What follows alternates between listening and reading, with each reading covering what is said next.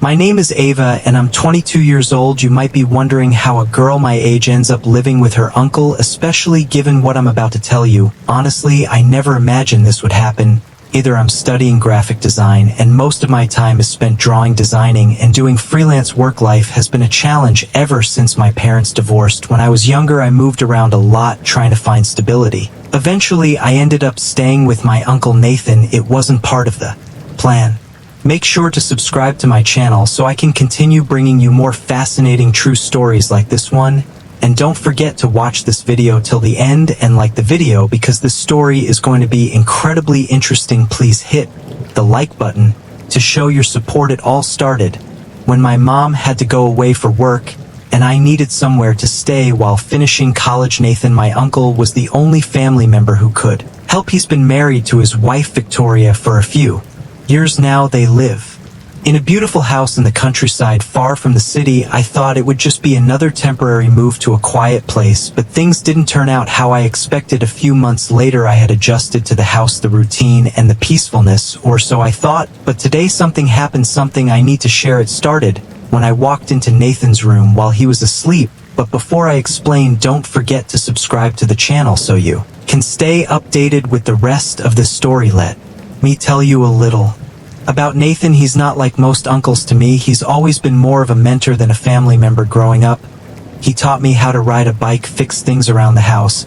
and even bought me my first car when I turned 18. So when my mom needed someone to take me in, Nathan was the obvious choice. He's thoughtful, patient, and very kind. But it wasn't just him. I was moving in with his wife Victoria, had been in the picture for a while. They married 2 years ago, and at first I wasn't too sure about her.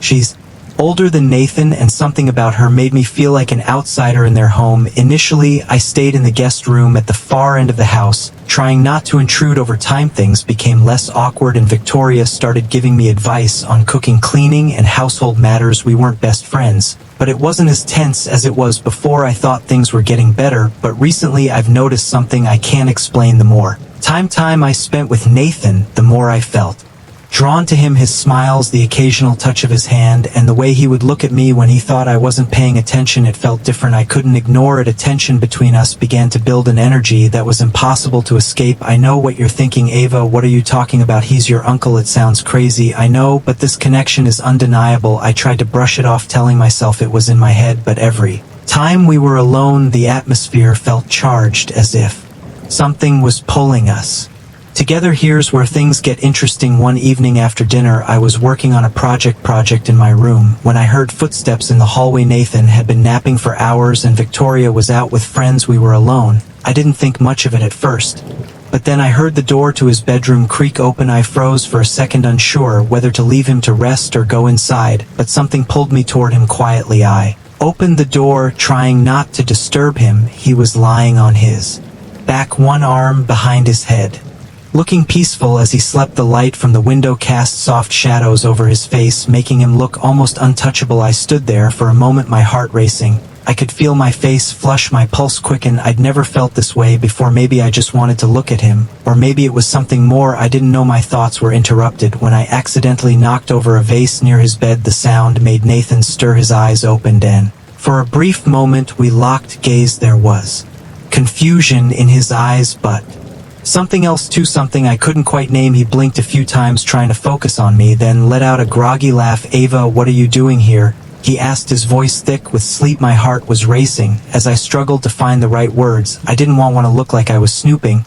but I didn't know how to explain myself. My mouth went dry. I didn't mean to wake you, I stammered, feeling embarrassed. Nathan sat up slowly, rubbing his eyes. He smiled at me, the same kind, patient smile he always gave, but today there was something different in his eyes, something that made my heart race. He studied me for a moment before speaking again. It's okay, he said gently. You know you can always talk to me, Ava. I'm here for you. I nodded, but my mind was spinning. I didn't know how to deal with this strange feeling. The room felt heavy, and I could feel my breath coming faster. I just wanted to talk, I whispered. Nathan's smile faded just a little, and I thought I saw a brief hesitation in his eyes before it vanished. He patted the bed next to him, "Come here then, you can always talk to me," he said warmly. I stood there for a moment unsure, but something inside me pushed me forward. Without thinking, I sat next to him. The tension between us was thick, heavier than ever. I could feel the heat of his body next to mine, his cologne filling the air. We were so close that I could hear his breathing and feel the rise and fall of his chest. With each breath my heart raced again, and slowly, almost in slow motion, I looked up at him. Our faces were so close that I could feel his warmth. His gaze was soft, unsure, but there was something else, a spark that made my skin tingle. Are you okay?" Nathan asked gently. Before I could answer, I leaned in closer to him. My pulse was racing and my breath caught in my chest. I couldn't explain it, but everything felt so intense, as though the air itself was charged. Nathan didn't pull away. His eyes held mine with quiet intensity.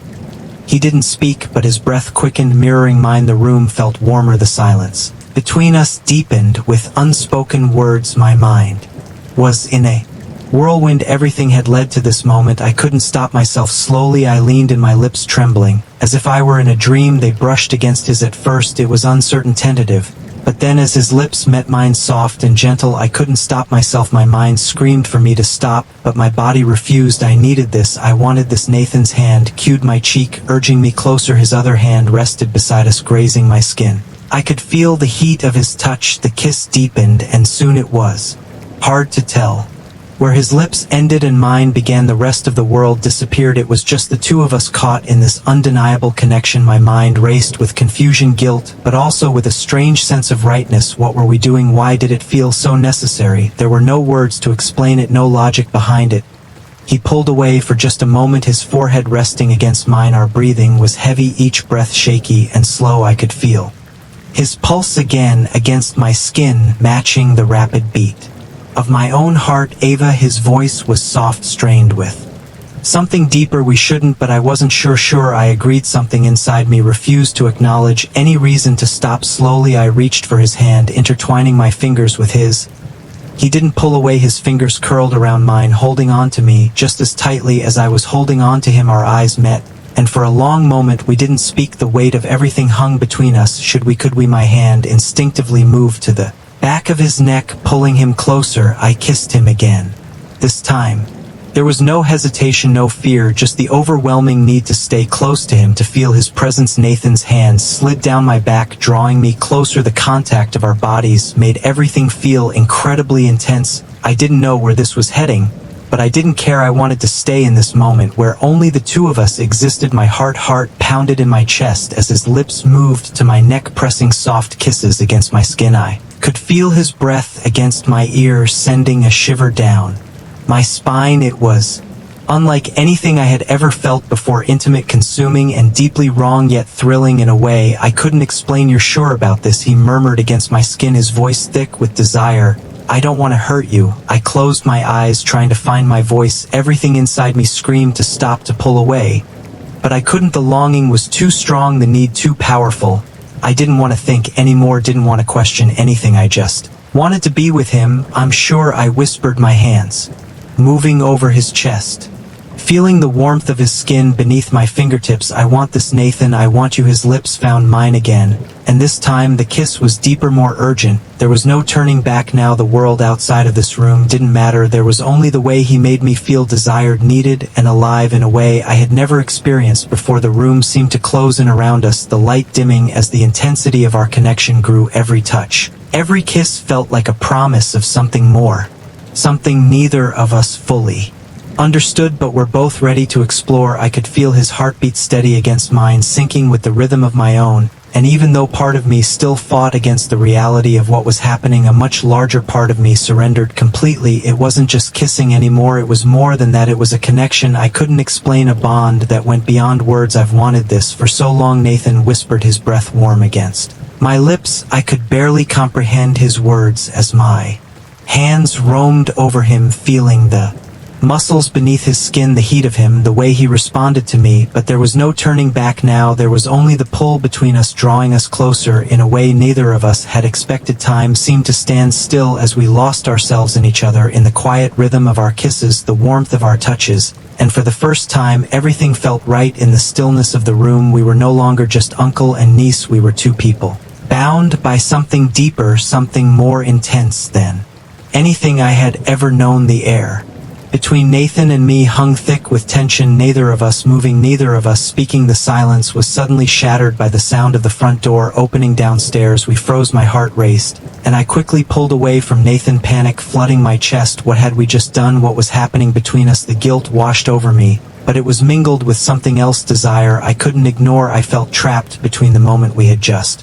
shared and the reality that we were entangled in something we couldn't easily undo. Nathan didn't move right away. His eyes were locked on mine, but his expression was unreadable. I could feel the heat between us, the lingering closeness that hadn't yet dissipated. Ava, he whispered, his voice strained. Before he could say anything more, the sound of footsteps echoed up the stairs. Nathan heard a voice I immediately recognized. My heart sank. It was Victoria. I quickly jumped off the bed, my breath quick and shallow. I didn't know what to do. My mind raced in every direction, but couldn't think of a way out of this. Was I really going to face her after what had just happened? The door to Nathan's room creaked open, and there she was, Victoria, standing in the doorway, surprise written all over her face. Her eyes flickered between Nathan and me, confusion crossing her features as she took in the scene. Ava, Nathan, what's going on here? She asked, her voice uncertain, but there was something else, an intuition maybe, that told her something was wrong. I could feel the blood drain from my face. Victoria's presence was like a bucket of cold water, and in that moment everything felt wrong. There was no way to explain this, no way to justify what had just happened between Nathan and me. My throat tightened as I struggled to find the words. I stammered, unsure of what to say. Nathan, now sitting on the bed, looked just as lost. His hand rubbed the back of his neck, clearly embarrassed, unsure how to explain it. Victoria's gaze moved from him to me, and there was an unspoken understanding between us. It was as if in that single moment everything shifted. Victoria knew something had happened, something that shouldn't have, but her reaction wasn't what I expected. Instead of anger or disappointment, there was only a deep, unsettling sadness in her eyes. She stepped into the room, closing the door behind her. Her presence was commanding, and the room fell into an odd, tense silence, like the calm before a storm. Ava, you need to understand something, Victoria said gently, her voice softer than I anticipated. There's more to this than you realize, more than either of you understand. I looked at her, confusion flooding my mind. What did she mean? What more was there? The silence lingered even after Victoria left. Her words hung in the air, leaving a mark on both of us. Despite all the confusion, her calm, understanding, and offer of guidance gave me something unexpected, hope. Victoria wasn't angry. She didn't cast us aside. Instead, she gave us a chance that felt fragile and uncertain, but still there. I glanced at Nathan. His face was a mixture of guilt and confusion, and something else I couldn't quite identify. He was avoiding my gaze, his hands nervously rubbing together. I knew he felt the weight of what had happened, the way our worlds had collided unexpectedly. But the more I thought about it, the more I realized that none of this was anyone's plan. Things had unfolded beyond our control. What I knew for sure was that we couldn't ignore it. We couldn't pretend like nothing had happened. Victoria was right about that. The feelings and confusion, everything had to be addressed, and it had to be faced head on. Nathan, I whispered, my voice trembling slightly. What do we do now? Nathan looked at me, his eyes full of a mix of emotions. I don't know, Ava. I don't know what to feel, what to think. I don't know if I should be angry, ashamed, or if I'm even allowed to feel anything at all. His voice cracked, revealing the internal struggle in his words. He was torn between the deep connection we had shared and his loyalty to Victoria, his wife. The situation couldn't be solved in one conversation. It wasn't that simple. I took a deep breath and walked toward him, closing the distance between us. I wanted to reach out to him, to comfort him, but I wasn't sure if that was the right thing to do.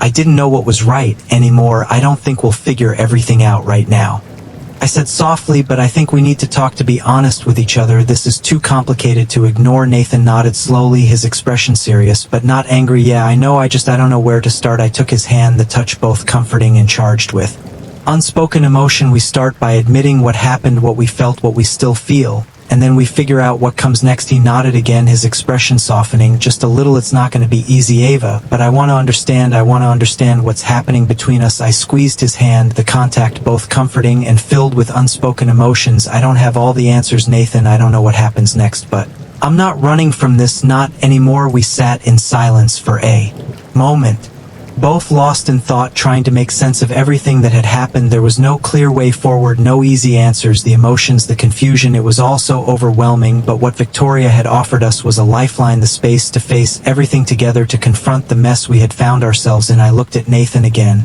and for the first time I felt that no matter what happened next, we would face it with honesty. There was no perfect solution, no simple way to fix things, but there was hope for understanding and healing, and maybe even for something more. As I sat back, my thoughts racing with all the possibilities, I couldn't help but think of Victoria and what she had said. Her calmness and her offer of understanding had opened up a door I didn't even know existed. She hadn't rejected us, she hadn't condemned us. Instead, she had given us room to breathe, room to process what had happened. But what would happen next? How would things unfold if we admitted the depth of what we still felt? Could we move forward, or would the weight of it all be too much? But those were questions for another time. Right now it was just Nathan and me sitting together in the silence of our shared uncertainty. We both knew nothing would ever be the same again. The only thing we could do is take the next step, whatever that might be, and somehow together we would figure it out.